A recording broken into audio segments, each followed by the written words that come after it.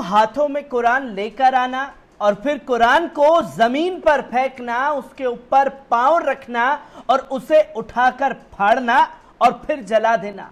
नाउजुबिल्लाह, ये हरकत जो है स्वीडन में बार बार अंजाम दी जा रही है और इसे स्वीडन जो है अभिव्यक्ति की आजादी कह रहा है। पर भले ही स्वीडन इसे अभिव्यक्ति की आजादी बता रहा हो, दुनिया का हर एक मुसलमान इसे आतंकवाद बता रहा है।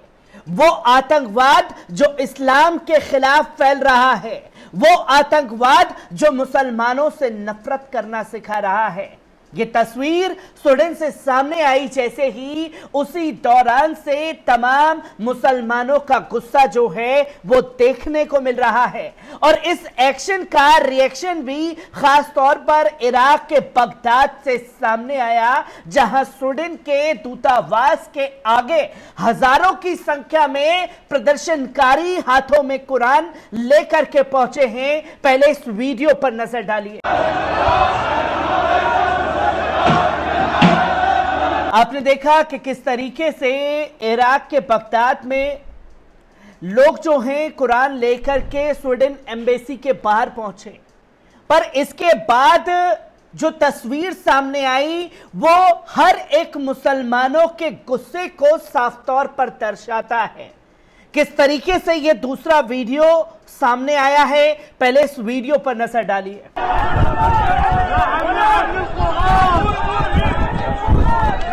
आपने देखा कि कैसे कुछ प्रदर्शनकारी एम्बेसी की दीवार पर चढ़ते हैं और एक जो प्रतीक चिन्ह स्वीडन का है उसे लात मारकर नीचे गिराते हैं।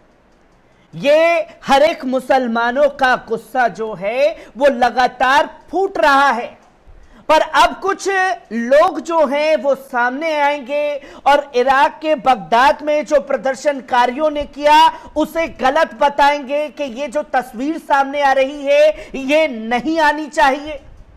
अब किस मुंह से वो लोग इराक के बगदाद में जो तस्वीर सामने आई उसकी मजम्मत करेंगे, क्योंकि जब कुरान शरीफ की बेहुरमती की जा रही है तो वो अभिव्यक्ति की आजादी इन्हें नजर आती है।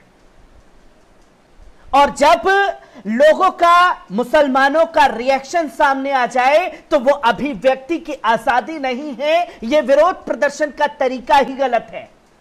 ये तमाम लोग जो दोहरे रवैये से चलते हैं उन लोगों से एक सीधा सवाल ये बनता है कि जब वो अभिव्यक्ति की आजादी आपको नजर आती है जहां दुनिया भर के मुसलमानों की भावनाओं को ठेस पहुंचाया जा रहा है तो अभिव्यक्ति की आजादी है और लोग अपने गुस्से का इजहार एम्बेसी के ऊपर ना करें, ये अभिव्यक्ति की आजादी अगर वो है तो ये भी अभिव्यक्ति की आजादी है कि वो अपना प्रदर्शन का इजहार किसी भी तरीके से कर सकते हैं, जिसको लेकर के लोगों का गुस्सा लगातार फूट रहा है। और इसको लेकर तमाम लोगों के रिएक्शन जो हैं वो सोशल मीडिया पर नजर आ रहे हैं। एक नरगिस बानो लिखती हैं कि स्वीडन के कुरान की बेहुरमती करने के विरोध में इराक में प्रदर्शन जो है वो देखने को मिला। राजधानी बगदाद में स्वीडन एम्बेसी पर प्रदर्शनकारियों ने हमला किया।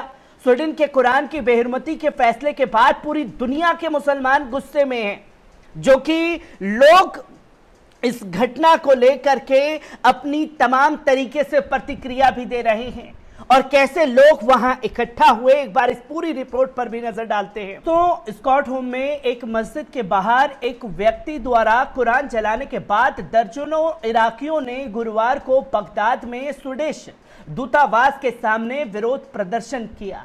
कुछ प्रदर्शनकारियों ने एलजीबीटी समुदाय का प्रतिनिधित्व करने वाले इंद्रधनुषी रंग के झंडे को आग लगा दी और कई लोगों ने कुरान और लोक लुभावन इराकी शिया मौलवी मुक्तदा अल रद्री की तस्वीर पकड़ ली और कुरान के लिए हाँ हाँ के नारे लगाए।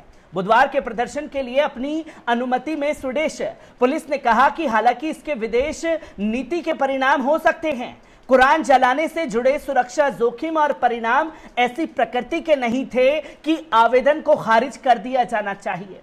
स्वीडिश पुलिस ने पवित्र पुस्तक को जलाने वाले व्यक्ति पर एक जातीय या राष्ट्रीय समूह के खिलाफ आंदोलन का आरोप लगाया।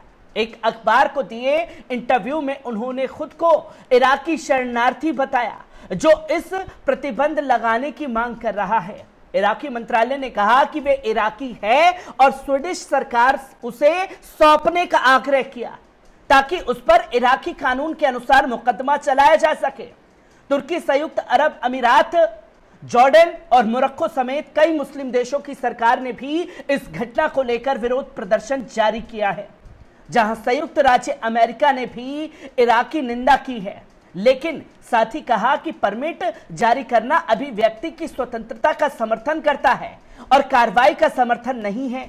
सदर ने अपने अनुयायियों से विरोध प्रदर्शन करने और स्वीडिश राजदूत के निष्कासन, स्वीडन के संबंध तोड़ने और मुहर्रम के चंद महीने के 8वें दिन तक एलजीबीटी ध्वज को जलाने की मांग करने का आह्वान किया है, क्योंकि वे वही है जो उन्हें सबसे अधिक परेशान करता है।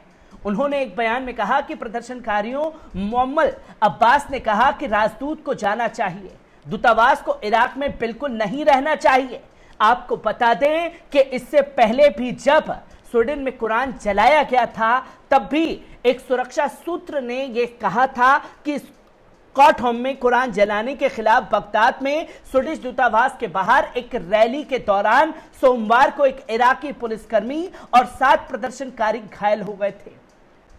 स्वीडिश डेनिश दूर दराज राजनेता रास्मुस पालुदान ने भी स्वीडन राजधानी में तुर्की के दूतावास के सामने मुस्लिमों की पवित्र पुस्तक कुरान की प्रति को आग लगा दी थी।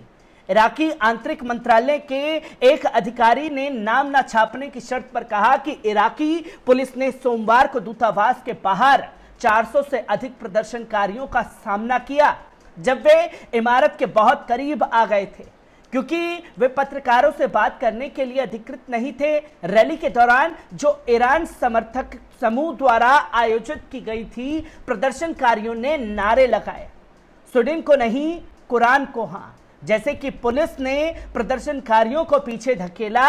हिंसा भड़क उठी। आंतरिक मंत्रालय के अधिकारी ने कहा कि प्रदर्शनकारियों ने पथराव किया और पुलिस ने लाठीचार्ज किया। उन्होंने बताया कि 7 प्रदर्शनकारी और 1 पुलिसकर्मी उस दौरान घायल हुए थे। एएफपी के एक फोटोग्राफर ने कहा इसके बाद प्रदर्शनकारी तितर-बितर हो गए थे। कई मुस्लिम देशों ने कहा कि वे कुरान को जलाने से नाराज हैं, जिसे स्वीडिश प्रधानमंत्री उल्फ क्रिस्टन ने गहरा अपमानजनक बताते हुए निंदा की। स्टॉकहोम में पालुदान की कार्रवाइयों ने तुर्की के साथ तनाव बढ़ा दिया है, क्योंकि स्वीडन ने नाटो में शामिल होने के प्रयास पर अंकारा को अदालत में पेश किया। पुलिस पड़ोसी सीरिया में उत्तरी शहरी अल-बाब में जो तुर्की सैनिकों के नियंत्रण में है, सोमवार को भी कुछ 100 लोगों ने इसी कारण से प्रदर्शन किया, जहां स्वीडिश ध्वज को आग लगा दी और स्वीडिश विरोधी नारे भी लगाए। अब एक्शन का रिएक्शन जो है वो तमाम मुस्लिम देशों से देखने को मिल रहा है, जहां सबसे पहला प्रदर्शन इराक के बगदाद में देखने को मिला। हर एक तस्वीर आप लोगों के साथ साझा करता रहूंगा। दीजिए इजाजत।